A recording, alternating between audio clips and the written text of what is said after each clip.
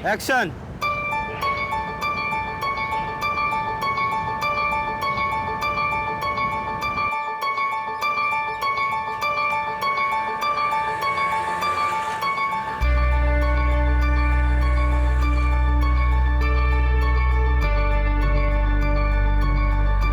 Excuse me, ये आपका wallet वहां गिर गया था।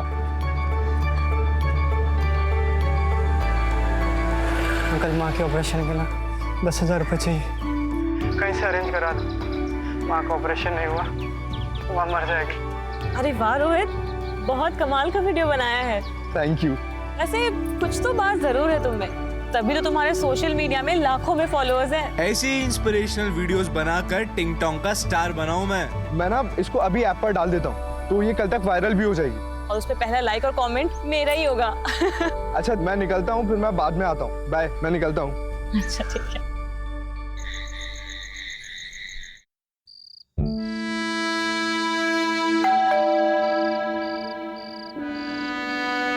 इस वक्त कौन हो सकता है?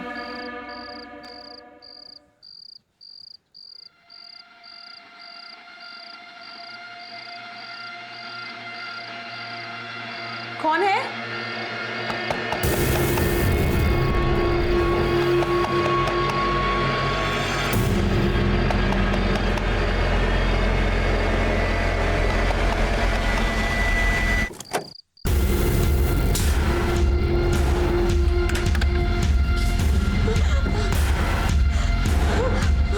देखो, मेरे पास मत आना। कौन हो तुम?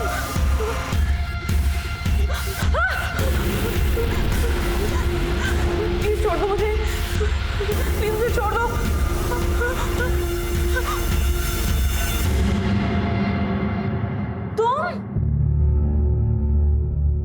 तुमने तो मेरी जान निकाल दी थी। जान तो मैं तुम्हारी अब निकालूंगा, पूरे 3 महीने की कसर जो पूरी करनी है। बेटा, अच्छा सुनो, गर्लफ्रेंड है मेरी, इस टेबल पे अच्छे सर्विस करना, ठीक है? धीरज, इतने पैसे कहाँ से है तेरे पास? छोड़ना यार, वैसे तू आज बड़ी हॉट लग रही है। एक किस तो बनता है। अब इतनी महंगी जगह पे लाए हो तो ना कैसे बोलूं?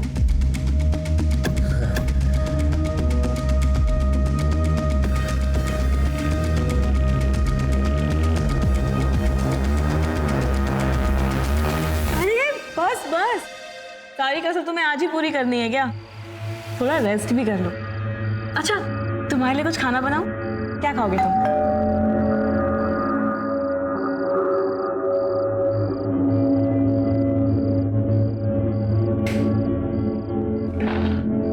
अरे भगत, तू? भैया, आपका फोन लग क्यों नहीं रहा है? मैडम आपसे बात करना चाहती है। अरे यार, बैटरी खत्म हो गई, ला दे। लो ना। हेलो।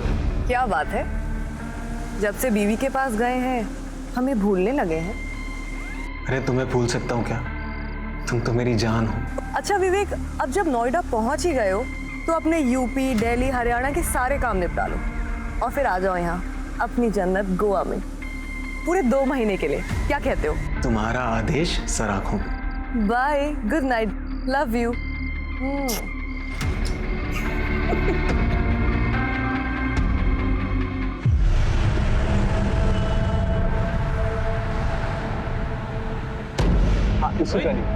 रोहित, विवेक भैया आए थे क्या? वो तो अभी निकले, वो इस तरफ गए। अरे यार, मैं कैसे जाऊं?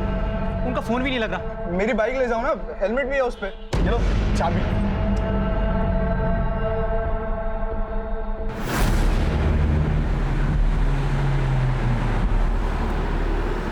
विवेक भैया,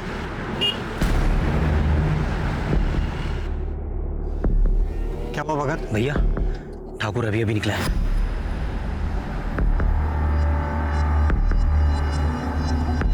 जैसा बोला था वैसा सब कुछ प्लान के मुताबिक होना चाहिए, समझ गए?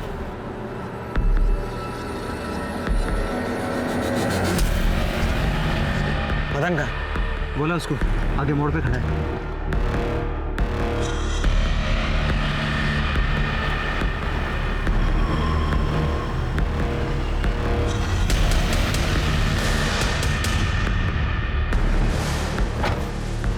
लोडेड है? पूरी भरी है भाई।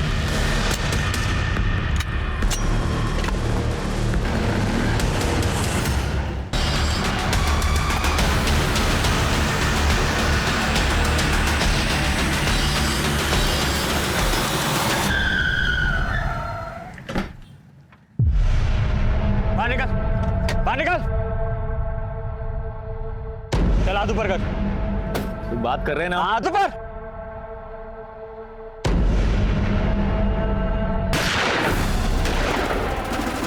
भैया, भैया,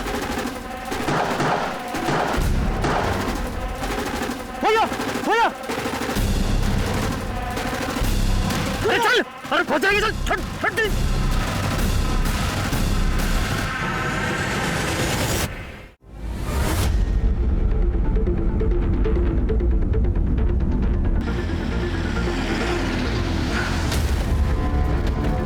जैन सर। जैन। हटो हटो हटो, हटिए, हटिए आप लोग।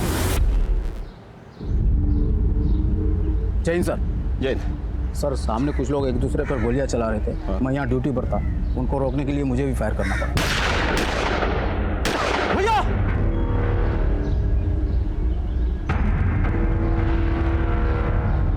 ये चंदन ठाकुर है ना? ये तो पिछले हफ्ते इस जेल से रिहा हुआ है। देखो सर, ये तो विवेक जायसवाल है। विवेक जायसवाल यहाँ क्या कर रहे हैं? वो नोएडा में सिर्फ 5 साल से हम ढूंढ रहे हैं। खबरियों के हिसाब से तो ये बॉम्बे गोवा में छुपा हुआ था। सर इस आदमी ने इस पूरे शूटआउट का वीडियो रिकॉर्ड किया सर। अच्छा, विवेक और उसके आदमी अपनी शक्ल हेलमेट और गमछे में छुपा रखी, लेकिन गाड़ी का नंबर नहीं छुपा पाए। एक काम करो, सारे पुलिस स्टेशन को अलर्ट करो और खबरियों को एक्टिवेट करो। सर विवेक को देखकर तो ऐसा कभी नहीं लगा कि वो एक शातिर अपराधी है, तो फिर क्यों उसने दिन दहाड़े भरी सड़क पर ठाकुर की जान लेने की कोशिश की और खुद मारा गया? दिन दहाड़े खुली सड़क पर जो भयंकर हत्याकांड हुआ था, वो क्या बस यहीं थम जाने वाला था, या फिर यह आने वाले तूफान का आगाज था? और कितनों का खून बहने वाला था, और कितनों के परिवार उजड़ने वाले थे।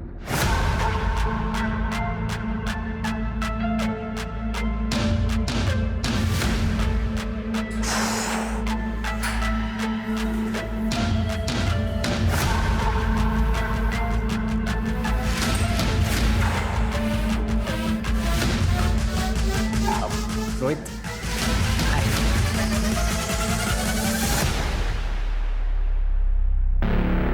हाय। ये मेरी फ्रेंड है काजल। हाय काजल। हाय, मैं आपकी बहुत बड़ी फैन हूँ। Thank you so much. So Dheeraj, she is your normal friend और स्पेशल फ्रेंड? स्पेशल फ्रेंड मतलब मेरी गर्लफ्रेंड भाई। I thought so. देखिए, मैं आपकी तरह वीडियोस भी बनाती हूँ। Sure sure.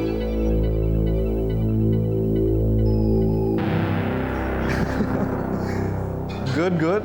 The videos are really nice. You like them? Why don't we do one thing? हम एक वीडियो साथ में बनाएंगे। Really? Yeah, I mean, you got real talent and we'll put net on fire. Yes, yes.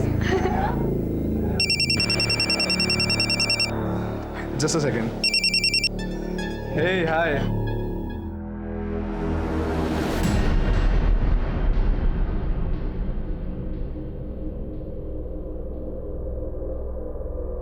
क्या हुआ? सब ठीक है ना? No, I'm fine. अच्छा, I'll leave. I'll see you guys later. Bye bye.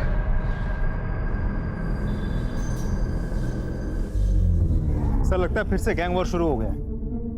बात कुछ समझ में नहीं आई। विवेक लो प्रोफाइल रहकर वारदात करने में माहिर था।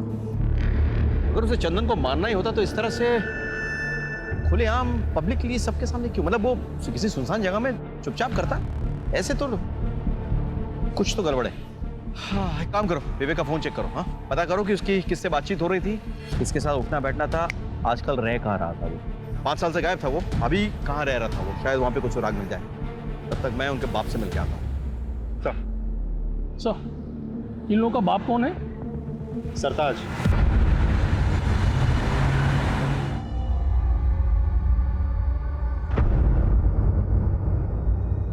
सरकार, आप मुझे लगा ही था आप ही होंगे। अच्छा,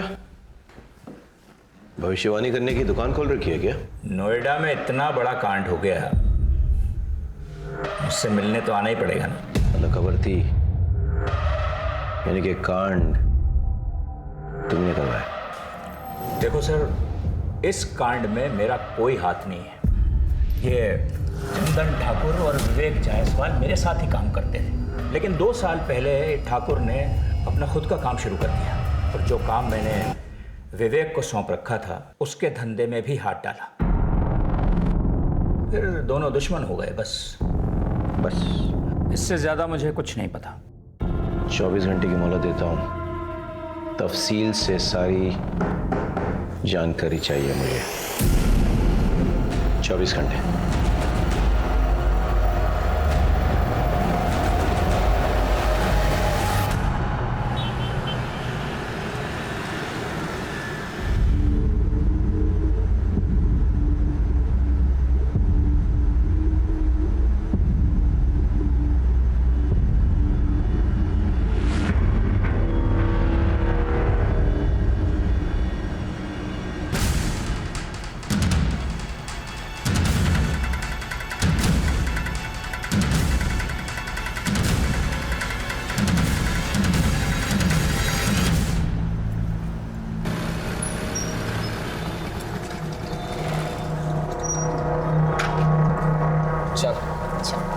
कल मिलते हैं, ठीक है?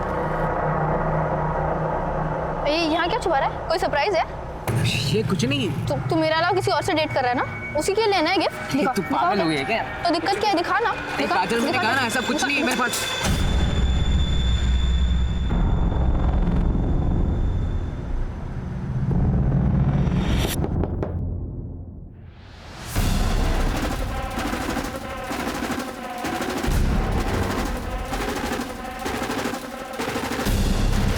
अब तेरा मर्द बनने का टाइम आ गया है। ये पकड़। अरे मर्दानगी मुबारक हो।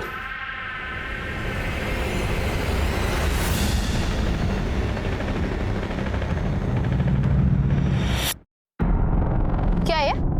हाँ? अरे तू भी यार कुछ भी। अगले महीने क्या है, दिवाली है ना, तो दीदी अपने बच्चों के साथ घर आई हुई है। ओह, और अम्मा ने अपने भांजों के लिए कुछ खिलौना खरीदने के लिए गया है, तो बस वही हमने यही खरीदा है। मैं तो डरा ही दिया था। एक सेकंड, तुझे क्या लगा ये असली है? हाँ। हम कोई गैंगस्टर बनने वाले हैं क्या? वो धीरे बोल, कोई सुन लेगा। हाँ तो हम किसी से डरते हैं क्या? नोएडा के होने वाले बादशाह हम क्या? बात। हाँ। जवानी की दहलीज पर कदम रख रहे धीरज के हाथों में जानलेवा हथियार देकर क्या उसे भी गुमराह किया जा रहा था, या फिर धीरज खुद जानबूझकर गुनाह के दलदल में अपने पांव रखने जा रहा था? उसके मन में पिस्तौल की मदद से अपनी मर्दानगी साबित करने की ख्वाहिश क्यों और कहां से आई? और अभी अभी घटी घटना का 17 साल के धीरज से क्या वास्ता था?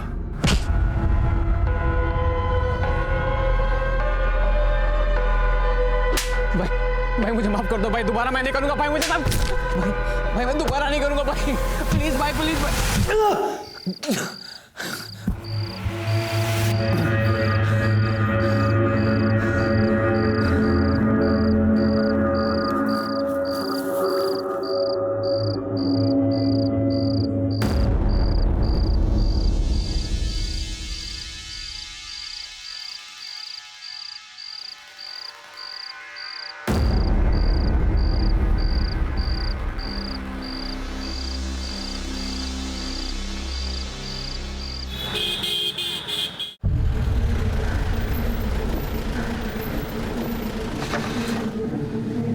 सर, विवेक जायसवाल के कॉल रिकॉर्ड्स। नोएडा सेक्टर 37 में रहता था विवेक जायसवाल? जी सर, कॉल रिकॉर्ड्स के मुताबिक पिछले 4-5 दिनों से रात भर उसके मोबाइल का लोकेशन वहीं का दिखा रहा है। पता करो वो किसके साथ रहता था, क्या क्या करता था। हाँ,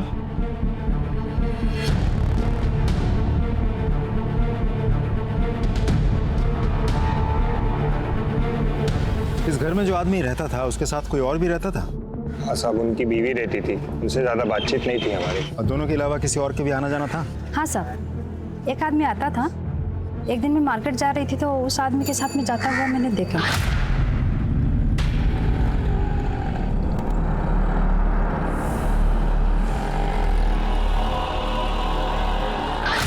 उस आदमी का स्केच बनवा सकती हैं? हाँ जी साहब। ठीक, हम एक स्केच आर्टिस्ट को बुलाते हैं, आप उस आदमी का हुलिया उसे बता देना। हाँ जी। सर, आपसे एक इंटरेस्टिंग इन्फॉर्मेशन शेयर करनी है। बोलो। जो आदमी विवेक की गैर मौजूदगी में भी उसके घर जाता था और जिसका आना जाना विवेक की बात भी कुछ ज़्यादा ही बढ़ गया था, पहचाना? भगत? ये तो विवेक का राइट हैंड मैन है। सर, इसे पैरोल मिली थी और ये भाग गया था। इंटरेस्टिंग। भगत। एक मिनट। हाँ विनय बोलो। सर, सेक्टर 2 हत्याकांड में जिस कार का इस्तेमाल हुआ था उसकी डिटेल्स हमें आरटीओ ऑफिस से मिल गई है। वो कार किसी भगत के नाम पर रजिस्टर्ड है। भगत को ढूंढना जरूरी है। अच्छा, उसका मोबाइल नंबर रजिस्टर्ड है क्या? नहीं सर। बाइक के बारे में कुछ पता चला? सर, बाइक के बारे में अभी भी जानकारी हम निकाल रहे हैं सर, अभी आरटीओ ऑफिस में ही है। ठीक है, ओके, कैरी ऑन। भगत को ढूंढना बहुत जरूरी है। Come on.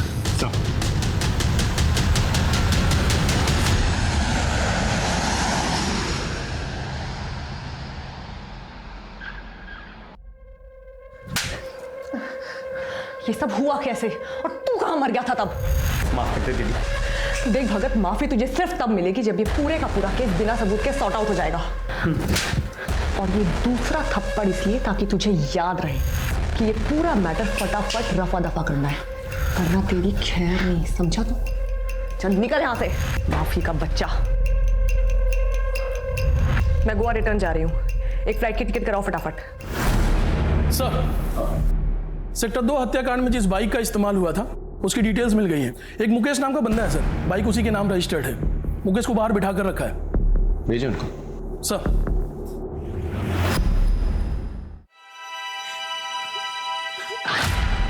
तुमने तो मेरी जान निकाल दी थी। जान तो मैं तुम्हारी अब निकालूंगा, पूरे 3 महीने की कसर जो पूरी करनी है।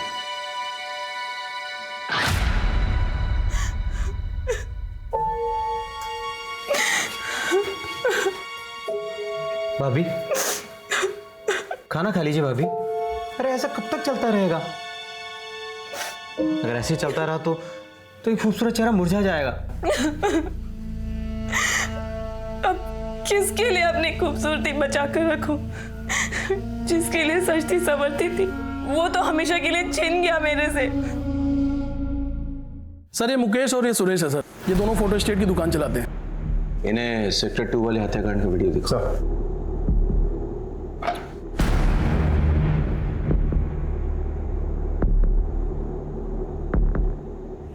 इस बाइक को पहचानते हो? जी, ये तो मेरी बाइक है और हेलमेट भी मेरा ही है। और हेलमेट के अंदर? सर, मैं नहीं हूँ। तुम नहीं हो तो फिर तुम हो? नहीं सर, भगवान कसम, मुझे तो बाइक चलानी भी नहीं आती सर। तो फिर कौन है? तो ये है ना? बोल। नहीं साहब, मुझे स्लिप डिस्क है, बाइक चलाने से दर्द बढ़ता है और सुरेश को तो बाइक चलाना आता ही नहीं। तो मैंने बाइक अपने दोस्त को दी थी। अच्छा, तो तुम्हारे गैंग में एक और मेंबर है? हमारी कोई गैंग नहीं है सर। अच्छा चल, कोई गैंग नहीं है, दोस्त है। कौन है दोस्त? रोहित। तो रोहित ने गोली चलाई? नहीं सर, रोहित से तो ये छोटा लग रहा है और वैसे भी sir Rohit social media star है, सब यंग लड़के लड़कियां उसे जानते हैं। ये फोटो देख, जानता है इसे?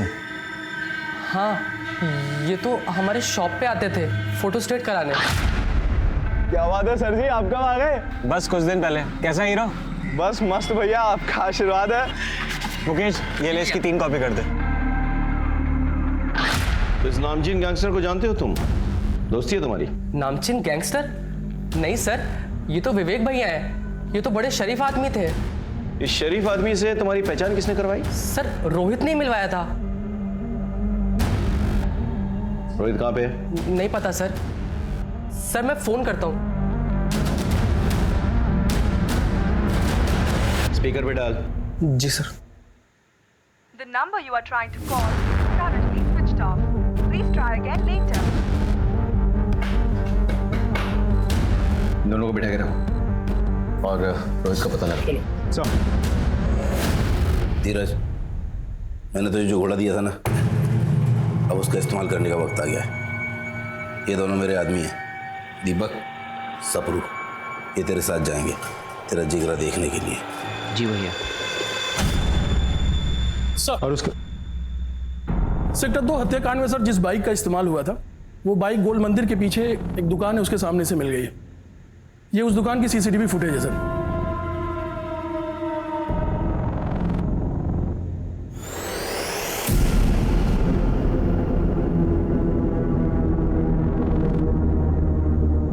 आसपास पता लगाओ किस तरफ निकले। सर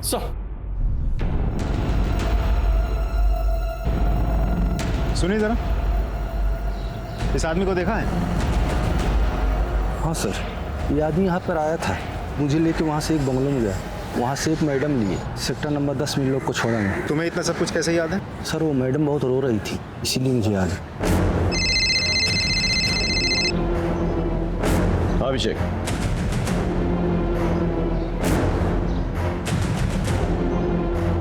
अच्छा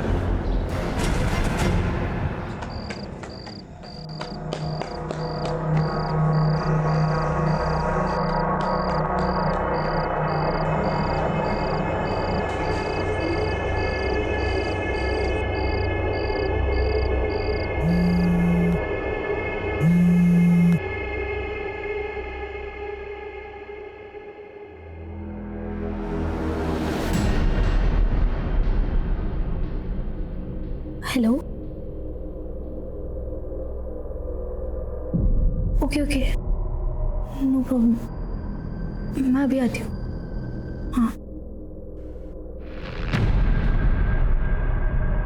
हेलो अंकल, वो आपकी दुकान पे ना मेरी पर्स रह गई है, घर की चाबी भी उसी में है। माँ जगराते गई है, घर देर से लौटेगी। अब घर कैसे जाऊँ समझ ही नहीं आ रहा। नहीं, आपको यहाँ आने की कोई ज़रूरत नहीं है, मैं आती हूँ ना, मैं आपके घर आके दुकान की चाबी ले लूँगी, दुकान से अपनी पर्स लेके आपको चाबी लौटा दूँगी। हाँ, ओके, थैंक यू अंकल। मासूम काजल घर पे होने के बावजूद झूठ बोल रही थी।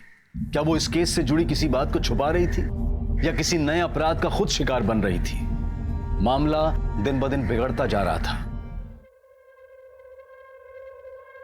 रागनी, अरे तू मुझे बहुत भाती है रे। अरे तेरा विवेक तो चला गया ना इस दुनिया से, अब कहाँ दर दर के ठोकर खाएगी। हाँ कर दे, रानी बना के रखूंगा, खुश रखूंगा तुझे। हाँ तो कह दे।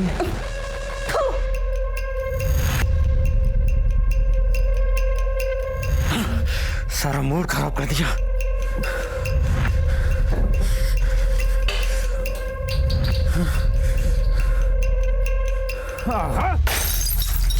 दो पैक मार कर आता हूं, फिर तुझसे प्यार करता हूं जी भर के।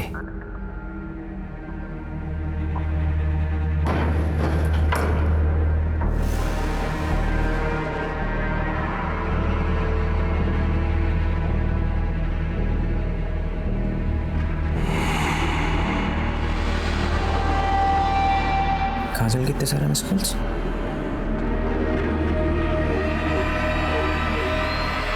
हाँ काजल,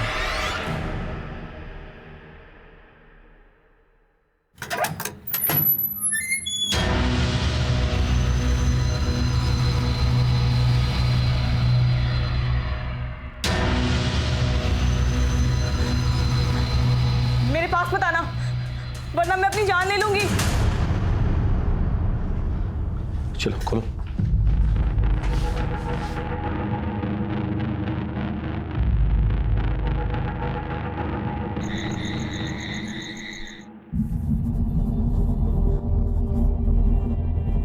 आप विवेक की पत्नी हो ना?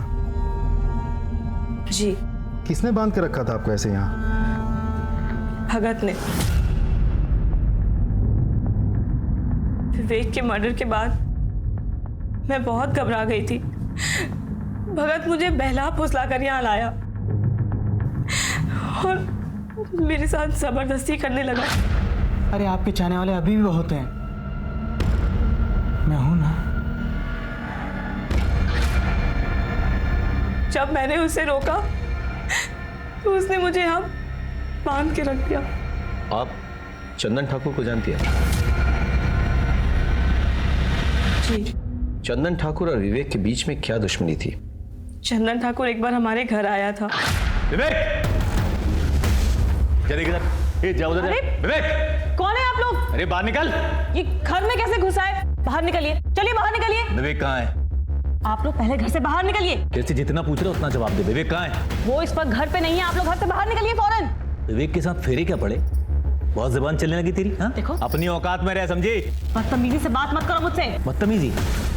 ये ले, क्या करेगी बोल? बदतमीजी मत करो मुझसे। बदतमीजी तो अब बताता हूँ तुझे क्या बोलती। इसे कहते हैं बदतमीजी, समझी? और विवेक आया तो कह देना कि तेरे तो कपड़े फाड़े हैं, उसे पूरा चीर दूंगा, समझी? जब मैंने विवेक को सारी बातें बताई तो विवेक चंदन पे बहुत गुस्सा हुए थे। चंदन ठाकुर ने तेरे साथ बदतमीजी की है ना, उसे मैं तेरे सामने घसीट कर लेकर आऊंगा। तेरे पैरों पे गिर के वो नाक रगड़ के माफी मांगेगा।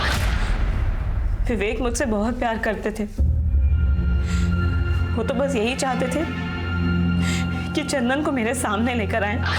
चिंता मत करो, चंदन का मर्डर करके मैं एक और गैंग वॉर नहीं शुरू करूंगा, लेकिन उसको उसके किए की सजा मिलनी चाहिए, तभी मेरे मन को शांति मिलेगी। तुम सच कह रहे हो ना? तुम्हारी कसम। I am pregnant. क्या? ये बात तुमने मुझे पहले क्यों नहीं बताई? मैं बस यूं गया और यूं आया। तुम फिक्र मत करो, चंदन ठाकुर पहले तुमसे माफी मांगेगा, फिर हम सेलिब्रेट करेंगे।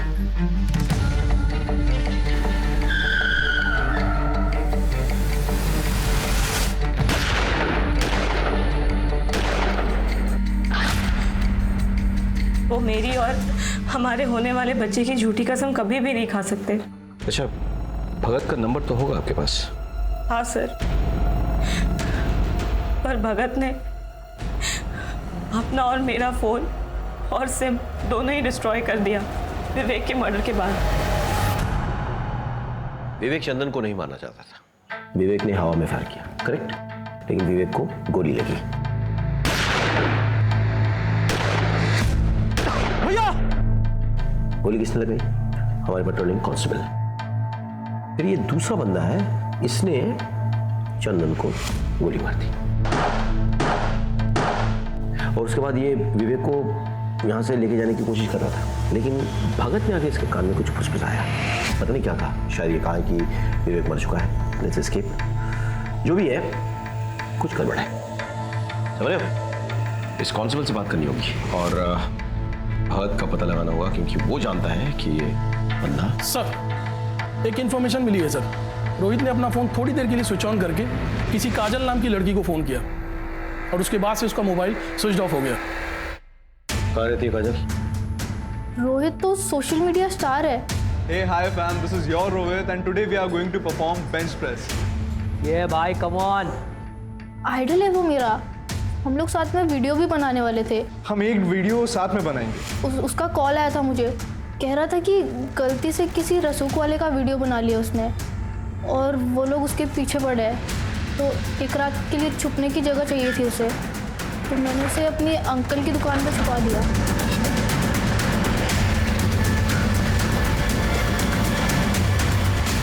कौन से?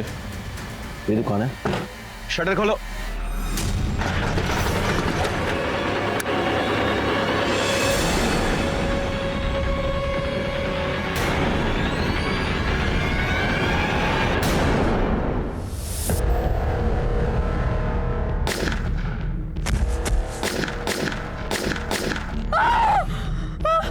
देखो, इन्हें ले जाओ यहाँ से।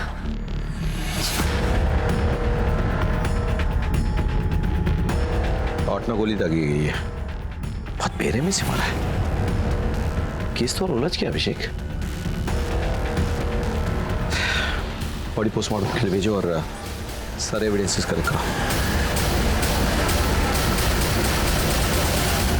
सोशल मीडिया स्टार रोहित की हत्या से चारों तरफ सनसनी फैल गई।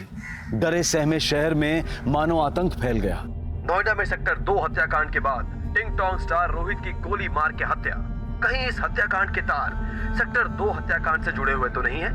सड़क पर हुए हत्याकांड की तहकीकात चल ही रही थी कि उसी केस से जुड़ी रोहित की हत्या ने इस पेचीदा केस को और भी उलझा दिया। किसी की जान लेने के लिए एक गोली भी काफी होती है, लेकिन जब गोलियों की बौछार करके किसी की हत्या की जाए तो इसका मतलब होता है कि मारने वाला या तो कुछ साबित करना चाहता है या फिर वो अपनी गहरी नफरत का इजहार कर रहा है। इस केस में वाकई हुआ क्या था, आइए देखते हैं। सर, सेक्टर 2 शूटआउट में भगत शामिल था। रागिनी को बंधक भी भगत नहीं बनाया था। सर, मुझे तो लगता है रोहित का मर्डर भी भगत नहीं किया होगा।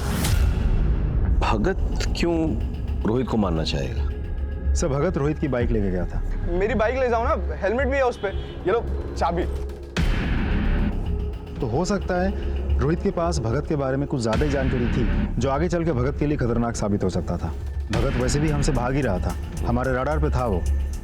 हम कैसे भी करके अगर रोहित तक पहुंच जाते तो शायद रोहित भगत के बारे में सारी जानकारी हमें दे देता और भगत का गेम ओवर हो जाता। अच्छा, ये सेक्टर 2 शूटआउट में जो कांस्टेबल इन्वॉल्व था वो कब आ रहा मिलने? सर, वो कल सुबह पुलिस स्टेशन आ रहा है। सर, चंदन ठाकुर ने मुझे 2 लाख रुपए देने का वादा किया कि जब विवेक उसे किडनैप करने आएगा तो मैं उसे मार दूं। और सर, जब वो विवेक उसे किडनैप करने आया, उसने पहले हवा में फायर किया और मैंने मौका पाते ही विवेक पे गोलियां दाग दी भैया, और ऑन द स्पॉट मर गया। मगर ये मदन गड़बड़ कर गया। इसने डर के मारे चंदन पे गोलियां चला दी सर, और वो भी वहीं मर गया। जो मेरे पैसे तो नहीं मिले सर, अब मेरी नौकरी भी जाएगी सर। प्लीज सर, गलती होगी सर। क्या इस प्लान में विवेक की पत्नी शामिल थी? और इसका list sir, please sir, forgive me sir. Ragini ji, जब भगत आपको यहाँ से ले गया और बंधक बना के रखा, तब उसकी बातों या चाल से आपको कुछ अंदाजा हुआ कि वो कहाँ जाने वाला था, किससे मिलने वाला था, क्या करने वाला था? जी नहीं। याद कीजिए रागिनी जी, प्लीज। जाने से पहले आखिरी बार उसने आपसे क्या कहा था? यही कि मैं 2 पैक मार कर आता हूँ, फिर तुझसे प्यार करता हूँ जी भर के।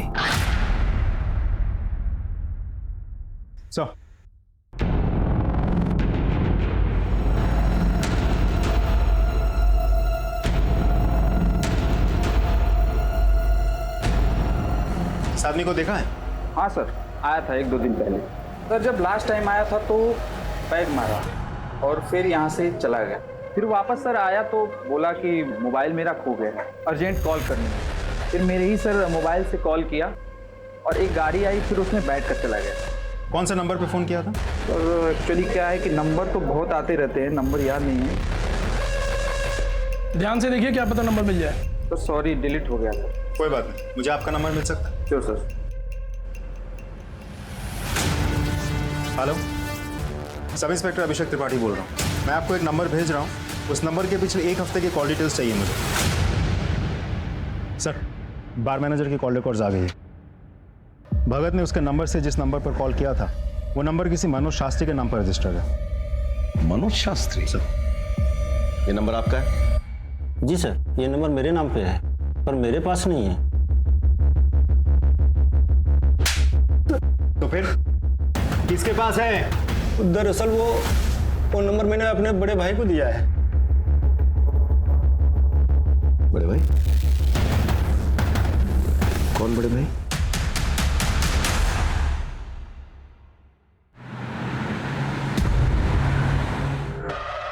ग्रेटर नोएडा के पास जो गोडाउन्स हैं, उसमें गोडाउन नंबर 3 के पीछे एक छोटी सी रोड जाती है। वहाँ आगे जाके लेफ्ट में एक छोटा सा मकान है, भगत आपको वहीं मिलेगा। और वो तीसरा आदमी मदन? उसे भी मैंने वहीं भेजा है, भगत के पास।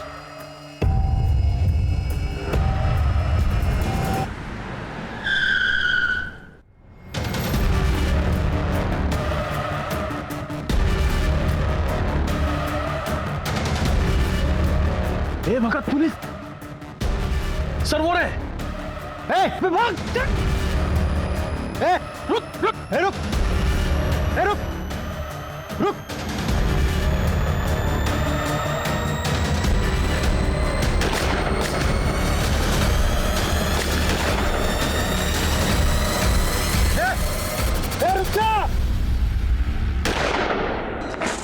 क्यों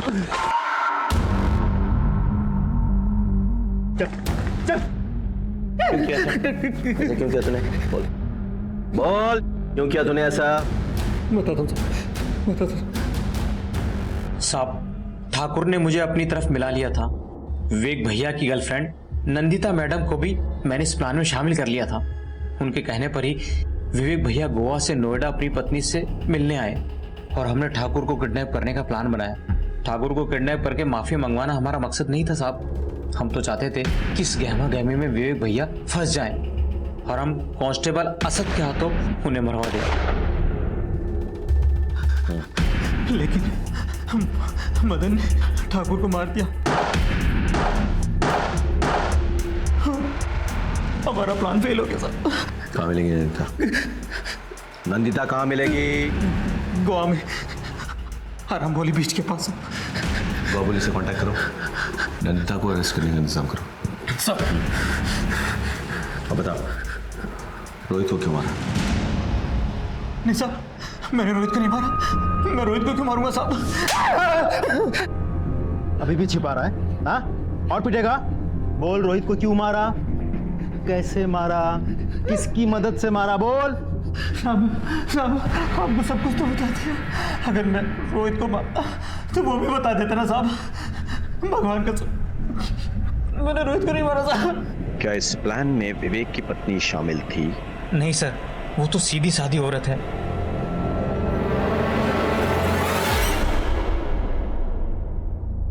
मुझे तो लगा था कि विवेक सिर्फ मुझसे प्यार करते हैं, लेकिन वो, अब तक मैं यही समझ रही थी कि हमारा तो जन्मों जन्मों का साथ है, लेकिन वो तो एक जन्म भी मेरे साथ ईमानदारी से नहीं निभा सका। मुझे तो लगा था कि वो नोएडा सिर्फ मेरे लिए आया है, लेकिन वो नंदिता नंदिता को गोवा पुलिस ने सर अरेस्ट कर लिया, लेकिन उसका यह कहना है कि वो किसी रोहित को नहीं जानती। अभिषेक सर, याद करो, जब हम रोहित को ढूंढते हुए काजल के अंकल की दुकान पहुंचे तो हमें क्या मिला? रोहित की डेड बॉडी। जी सर। ताला टूटा हुआ था, यानी कि कोई जबरदस्ती दुकान में घुसाया था और उसने रोहित को मार डाला। लेकिन सोचने वाली बात यह है कि यह जगह रोहित की रोज के जाने वाली जगह नहीं थी। शायद वो पहली बार गया था, तो किसी को कैसे पता कि रोहित वहां है? Important point. अब ये सोचो कि काजल के अलावा और कौन जानता था कि रोहित उस दुकान में छिपा हुआ है? रोहित दुकान में छिपा हुआ था, ये बात तुम्हारे अलावा और किसी को पता था? नहीं सर। Are you sure? हाँ। अच्छे से याद करके बताओ, शायद तुमने किसी और को बताया हो। नहीं सर। हाँ, मैंने ये बात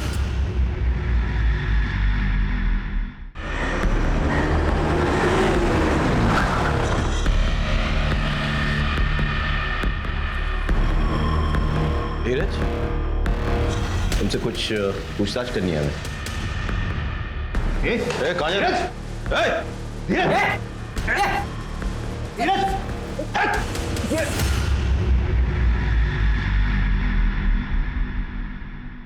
सर मैं सच बताता हूँ, मुझे माफ कर दीजिए सर। मैं बस दबंग बनना चाहता था। क्यों? क्योंकि गली मोहल्ले में आते जाते लोग मुझे परेशान करते थे सर, मेरा मजाक उड़ाते थे, मुझे मारते थे सर, पर मैं कुछ नहीं कर पाता था। फिर मैंने एक दिन मंदीप भैया को देखा, लोगों ने सलाम दुआ कर रहे थे, उनके पैर छू रहे थे। मैंने सोचा मुझे भी ऐसी इज्जत चाहिए, इसलिए मैंने उनसे दोस्ती कर ली। अपनी काबिलियत और मर्दानगी साबित करने के लिए उन्होंने मुझे रोहित को मारने का काम दिया। इसे जानता है? नहीं भैया। इसे मारना है, इसे ढूंढ और जैसे ही दिखे मुझे खबर कर। इत्तेफाक से रोहित को मेरी गर्लफ्रेंड काजल ने उसके अंकल की दुकान पर छुपा कर रखा था। धीरज, पता है आज क्या हुआ? क्या हुआ? वो सोशल मीडिया स्टार है ना रोहित, तुम्हारा दोस्त, उसका कॉल आया था मुझे, मुझसे हेल्प मांग रहा था। उसे ना एक रात के लिए छिपने की जगह चाहिए थी, मैंने उसे छिपा दिया अपनी अंकल की दुकान पे। मैं गया वहाँ पे, मैंने दुकान का ताला तोड़ दिया। धीरज तू? और मैंने रोहित को गोलियों से मार दी। ये क्या है?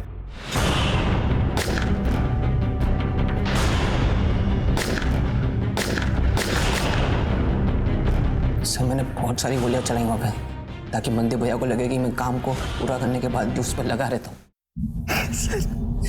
सर मुझे माफ कर दीजिए सर। सर मुझे माफ कर दीजिए। बता दो साहब, वो रोहित एक नंबर का चीटर था साहब। उसने मुझसे 30 लाख रुपए लिए थे साहब, और अपने किसी दोस्त के नाम पर प्रॉपर्टी में इन्वेस्ट किया। वहां उसका पैसा डूब गया, और जब मैंने उससे अपना पैसा मांगा साहब मुकर गया साहब वो। साहब इसके लिए मैंने रोहित को धमकी दी, तो रोहित ने सरताज भाई और विवेक से प्रोटेक्शन लिया, लेकिन मैं घात लगाए बैठा हुआ था। शूट आउट में विवेक की मौत हुई, फिर उसे बचाने वाला कोई नहीं था साहब। और धीरज भी काफी दिनों से मेरे पीछे पड़ा हुआ था कि मुझे दबंग बनना है। मैंने सोचा कि जब पराई लाठी से सांप मरता है तो अपनी लाठी का इस्तेमाल करने की क्या जरूरत। तब मैंने धीरज को बोल दिया कि तू मार दे रोहित को। तुझे तो मैं ऐसी सजा दिलवाऊंगा, कोई भी कमीना कभी भी मासूमों को अपराध के राह पर डालने से पहले 10 बार सोचेगा।